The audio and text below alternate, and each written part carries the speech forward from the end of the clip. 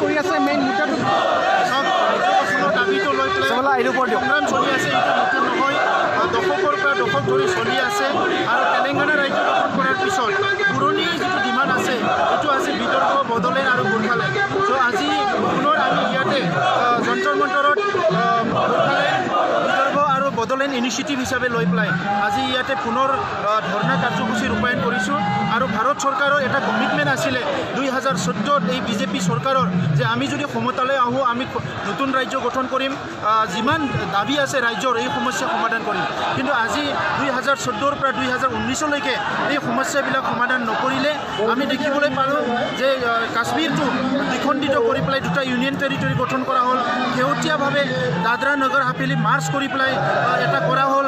আজি এই চৰকাৰখনে যি পলিচি ল'ব পাৰে সেই পলিচিয়ে লয়, কিন্তু ইমান দশকৰ পৰা দশক ধৰি যিটো সংগ্ৰাম চলি আছে পৃথক ৰাজ্যৰ সংগ্ৰাম এইটো সমাধান কৰাৰ কাৰণে আজি কোনো ব্যৱস্থা লোৱা নাই। শেহতীয়াভাৱে আমি দেখিবলৈ পাইছোঁ যে অশোক নিতে বুলি এজন বিজেপিৰ সাংসদ যিটো নেকি গাৰ্ডচিলৰী মহাৰাষ্ট্ৰৰ হয়, তেখেতক প্ৰাইভেট মেম্বাৰ বিল আনিবলৈ বিজেপিয়ে আজি তেখেতসকলে ৰাজনীতিক লাভালাভৰ কাৰণে এই কামটো কৰিবলৈ দিছিলে।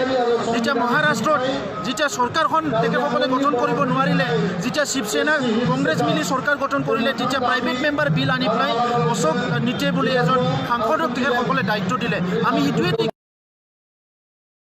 ৰাজ্য গঠন কৰাৰ যিটো দাবী এই দাবীটো লৈ পেলাই ৰাজনীতি কৰি আছে। আৰু আমি তেখেতসকলক সকীয়াই দিছোঁ, আহ্বান কৰিছোঁ যে এই দাবীটো লৈ পেলাই ৰাজনীতিকৰণ কৰিব নালাগে। যি অঞ্চলবিলাকত আজি ৰাজ্য বিচাৰি আছে এই অঞ্চলবিলাক আজি বিভিন্ন সমস্যা আছে। বিদৰ্ভত 40,000তকৈ অধিক ফাৰ্মাৰ ছুইচাইড কৰিছে, গোৰ্খালেণ্ডৰ সমস্যা আছে, বড়োলেণ্ডৰ সমস্যা আছে। এই গোটেই সমস্যাটো সমাধান কৰাৰ কাৰণে আজি পুনৰ এই সাংসদ চলি থকা সময়ত ধৰ্ণা কাৰ্যসূচী লৈ পেলাই national federation for new state, Vidarbha ৰাজ্য আগাৰী, অল বড়ো ষ্টুডেণ্ট ইণ্ডিয়াৰ peoples joint action committee, NDP প্ৰগ্ৰেছিভকে আদি কৰি সকলো একত্ৰিত হৈ পেলাই আমি দাবী জনাইছোঁ যে চৰকাৰে সোনকালে পলিচি ল'ব লাগে, ডিচিশ্যন ল'ব আৰু এই সমস্যাবিলাক স্থায়ী সমাধান কৰিব লাগে। এইটোৱে আমি দাবী জনাইছোঁ। চব নৰ্থ ইষ্টত কোনো এজন ব্যক্তিয়ে এইটো বিচৰা নাই, কোনো এটা দল সংগঠনে বিচৰা নাই, কোনো খিলঞ্জীয়া মানুহ বিচৰা নাই, কোনো ট্ৰাইবেল চৰকাৰখনে যিটো পাব্লিকে বিচৰা নাই সেই কামটো কৰি আছে, যিটো বিচাৰিছে সেইটো কোনো কৰা নাই।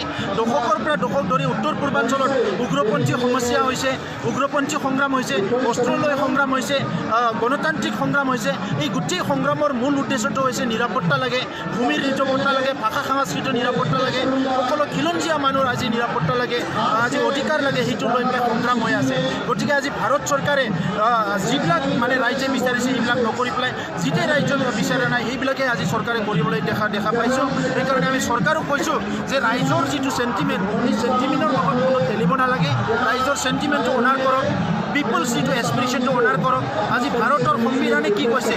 সকলোকে নিৰাপত্তা দিব লাগে, সকলোকে নিৰাপত্তা দিব লাগে, ফাণ্ডামেণ্টেল ৰাইট দিব লাগে, মৌলিক অধিকাৰ দিব লাগে। আজি সেই কথাটো ভাৰত চৰকাৰ মানে ভাৰতৰ সংবিধানে কৈছে।